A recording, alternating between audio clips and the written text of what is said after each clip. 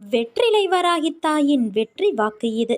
என் தங்கமே, நீ தினமும் என்னிடம் செய்யும் பிரார்த்தனையை உன் அன்னையான நான் கேட்டுக்கொண்டுதான் இருக்கிறேன். அதற்கான பலனை இந்த செவ்வாய்க்கிழமையன்று உனக்கு நான் தருகிறேன். அதை நடத்தி தர வேண்டிய பொறுப்பு உன் அன்னையான என்னுடையது. மரங்கள் வளர்ந்து இலைகளால், காய்களால், கனிகளால், பூக்களால் இருக்கும் மரத்தை ரசிக்க யாருக்குத்தான் பிடிக்காமல் இருக்கும்? ஆனால் அந்த நிலை வருவதற்குள் அந்த மரம் படும்பாடு தன்னையும் காத்து, தன்னை நம்பி நிழல் தேடி வரும் அனைவரையும் காத்து, தன்மேல் அடைக்கலமாய் தங்குவதற்கு வரும் உயிரினங்களையும் காத்து மிகப்பெரிய நிலைகளை கடந்து வருகிறது. அப்படி இருக்கையில் மனிதன் தன் நிலையில் வெற்றிகரமாய் நின்றிட எதிர்கொள்ள வேண்டியதும் கடினமாகத்தானே இருக்கும். சோதனையை தாங்கி நகர்ந்து வரும் அந்த சிறிது நேர போராட்டம்தான் உன்னை எப்படி என்று உனக்கே தீர்மானித்து காட்டும். ஒரு தாய் தன் பிரசவ வலியின் போராட்டத்தை தாங்கிய அந்த நிமிடங்களுக்கு பிறகு தான் உயிருக்கு மேலான குழந்தையை ஈன்று எடுக்கிறாள். தந்தை எத்தனையோ போராட்டங்களை தன் குடும்பத்திற்காக தாங்குகிறார். அதே போல ஒவ்வொரு கட்டத்திலும் போராட்டம் இருக்கத்தான் செய்யும். அன்னையே, அப்படியென்றால் வாழ்க்கை என்றாலே போராட்டம்தானா என்றால் இல்லை. ஆனால் வாழ்க்கை என்றும் ஒரே கோட்டில் செல்லாது. அதை அடுத்த கட்டத்திற்கு எடுத்து செல்லும் நிலை மிக பெரியது. அதற்கான சூழல் மாறுபடும். அதுதான் போராட்டமான நேரம். போராட்டம்தான் வாழ்க்கையை வாழ கற்றுக் கொடுக்கும்.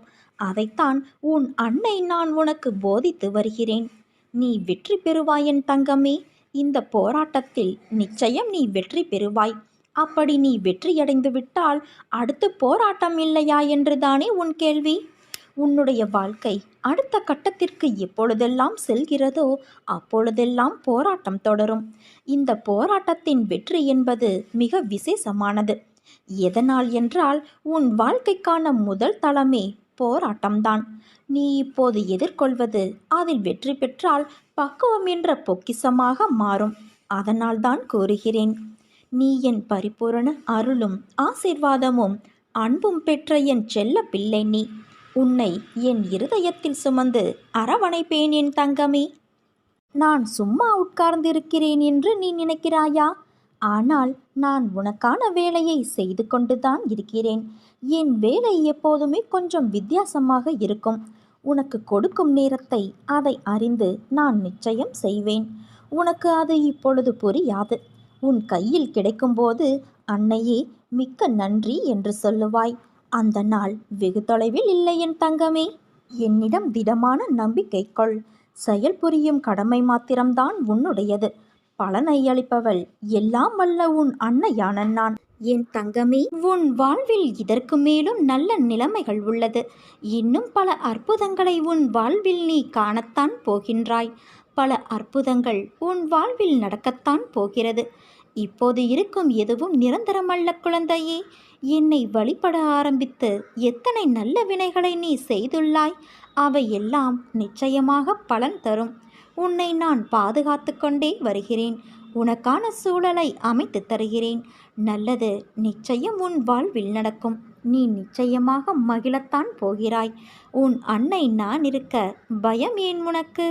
பலமுறை நீ உன் சக்தியை உணராமல் ஒரே இடத்தில் அமர்ந்து கொண்டு பழக்கப்பட்ட வேலைகளை மட்டுமே நம்மால் முடியும் என்று கருதி செய்து வருகிறாய். நீ சாதிக்கக்கூடியவை எண்ணற்றவை, முடிவற்றவை.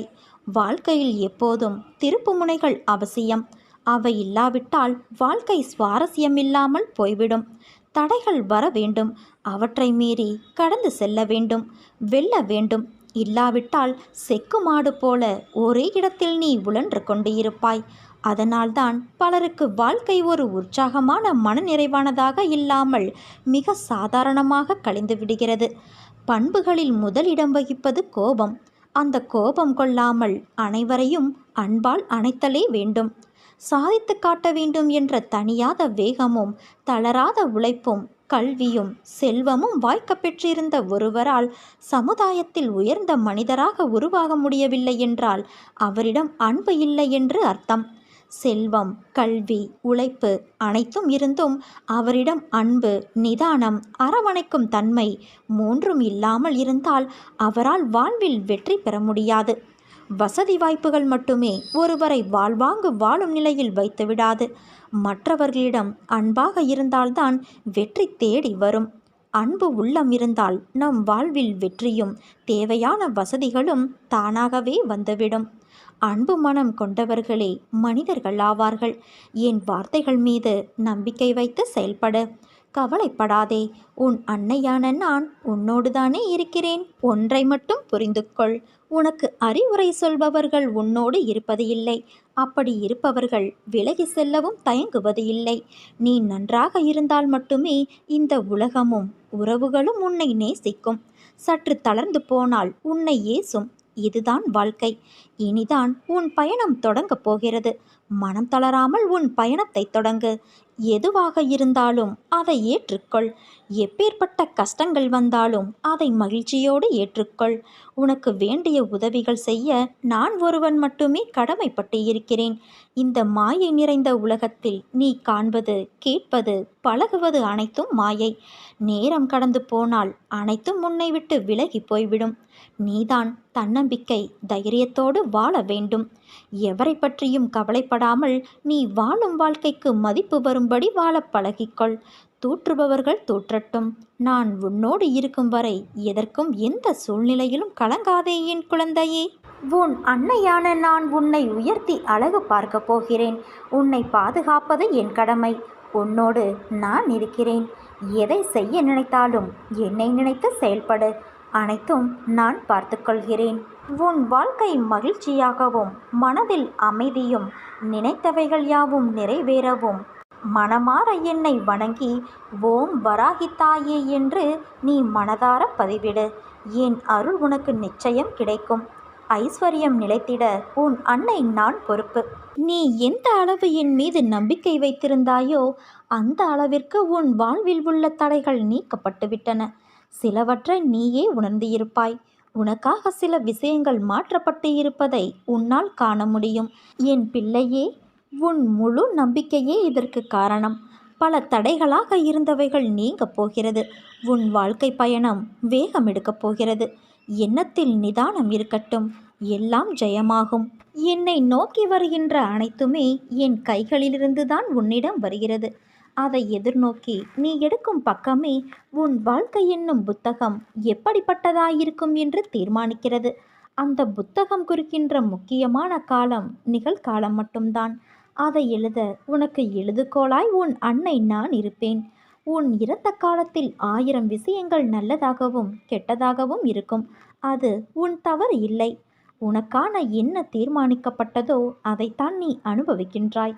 அதனால் முடிந்தது முடிந்துவிட்டது. அதை நோக்கி தேவையில்லாத ஞாபகத்தில் நீ பயணிக்காதே.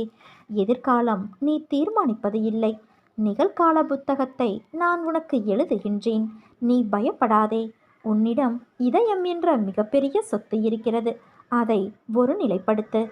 மலர்கள் அழகாக இருக்கும். ஆனால் சிலவற்றில் முள் இருக்கும். உன் வாழ்க்கையும் அப்படித்தான். அழகான வாழ்க்கை. அதை நீ பார்த்து நட. நான் என் குழந்தையை தாங்கும் மண்ணாய் அடியில் பிடித்து காத்து இருப்பேன். உன்னை சந்தோஷமாக வாழ வைப்பேன். நீயாக ஒரு கற்பனை கதையை உருவாக்கி நடந்ததை பற்றி வீணாக யோசித்து உன்னுள் இருக்கும் அமைதியை கெடுத்து கொள்ளாதே. உனக்கான நேரம் சரியில்லாமல் இருக்கலாம். ஆனால் உன் அன்னையான நான் இருக்கையில் உன் வாழ்க்கைக்கான நேரத்தை நானே கவனித்துக் கொள்வேன். உன்னை ஒருபோதும் கவலைப்பட விட மாட்டேன். யார் என்ன வேண்டுமானாலும் எனக்கு எதிராக சொல்லட்டும். என் குழந்தை, என் மீது இவ்வளவு நம்பிக்கை வைத்திருக்கும் போது உன் உலகமாய் நான் உன் அன்னை என்று நீ ஆனந்தத்தில் சொல்கிறாய். அதே போல எனக்கான உலகமும் என் குழந்தைதான். உன் அம்மாவாக அப்பாவாகவும் நானே என்றும் உனக்கு துணை இருப்பேன். என் பக்தர்களை கர்மாவின் பிடியிலிருந்து மீட்டு எடுக்கவே அவர்களின் பாவ கர்மாக்களை பிச்சையாக நான் பெறுகிறேன். நீ செய்யும் தானமும் தர்மமும் வீண் போகாது. நிச்சயம் தர்மம் தலை காக்கும் என் குழந்தையே. உன் வாழ்வில் இன்று முதல் உனக்கான காலத்தை நீ தொட்டு விட்டாய். நீ கஷ்டப்பட்ட எல்லாவற்றிற்கும் உனக்கான நியாயத்தை நான் வழங்குவேன். உன்னை எப்போதும் என் நெஞ்சில் சுமக்கின்றேன். இன்று உனக்கான நல்ல செய்தியை நான் பரிசளித்தேன். இனி தொடர்ந்து மேலும் உனக்கான நல்ல செய்தி வரும். நீ தளராதே.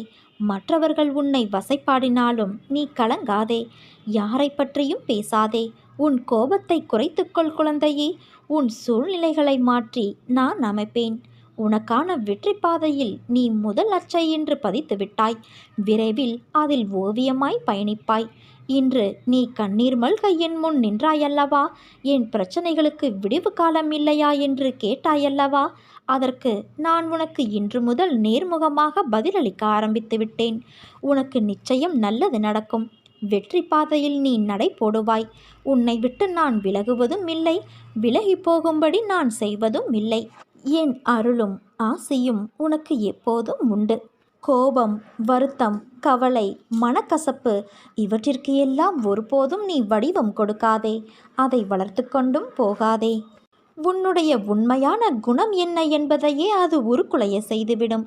சிறிது காலம் அமைதி கொள். காலம் தகுந்த தீர்ப்பை தரும்.